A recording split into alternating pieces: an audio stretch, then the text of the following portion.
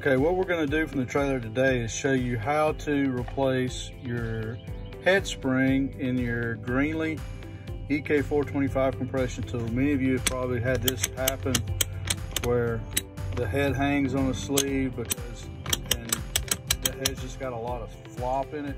It's because you've broken your head spring that should attach here. So what we're gonna do is to remove the head, you depress the button and do a quarter twist and the spring comes undone. So then what we're gonna do is you'll need a couple of things. You'll need a pick and maybe a pair of needle nose pliers. And what I like to use is the wire right here, fine piece of wire. I usually use the tool repair tags, the wire out of those. So I'm just gonna show you a little quick, simple way to go about replacing those.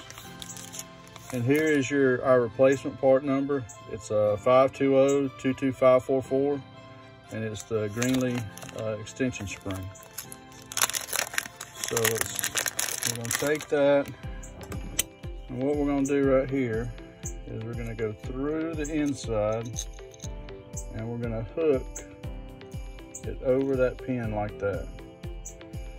Then what we're gonna do next is we're gonna take our wire and we're gonna fish our wire through the same hole and hook the loop of the spring. Depress the head, pulling the spring through and reattaching it. And all you have to do is pull your wire back out. You got a twist in mine.